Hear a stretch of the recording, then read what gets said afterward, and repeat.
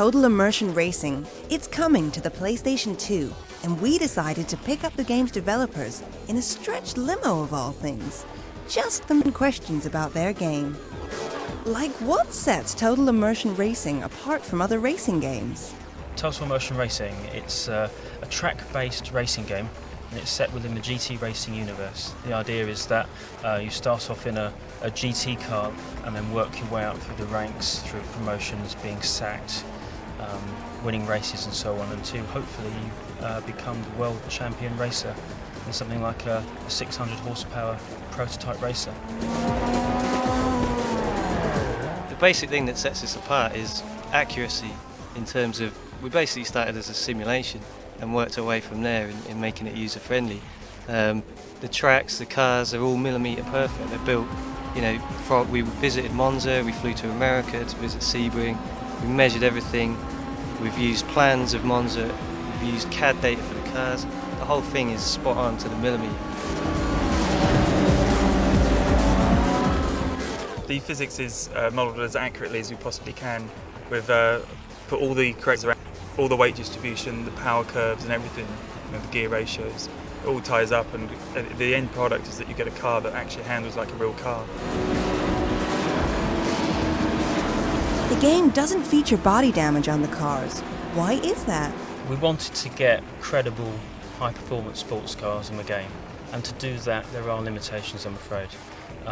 There's a clause which often comes into effect, and it's often called shiny side up. So what we did instead, we put our effort into areas of the game which we could control and do really well.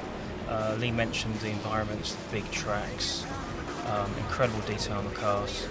The physics, of course, which is so important to make a good race experience. And on top of that, we had more time and more money to spend on making the emotion and the driver AI really stand out. And that's something that I'm actually really proud of. There's 14 teams racing cars in the game, and we've got 18 cars racing at any one time.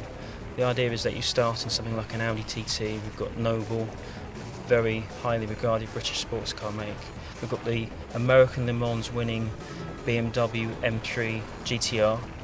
We've got GTS cars like the Lister, we've got the famous McLaren F1, all the way through to the Le Mans winning Audi R8, BMW V12, and we've even got some secret cars for bonuses. We've got superbly detailed dimensions, that's the key thing.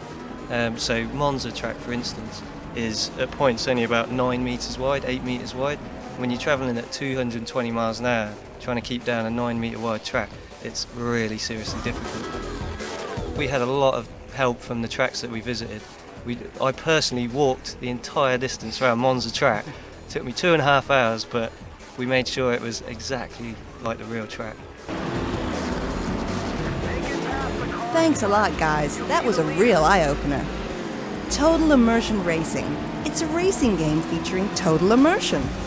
And that means that if you treat opposing drivers in a naughty way, they'll remember and hold it against you. Stay tuned for the full review in a future edition on the Reviews channel on Play TV. Well done! You finished in the top 3.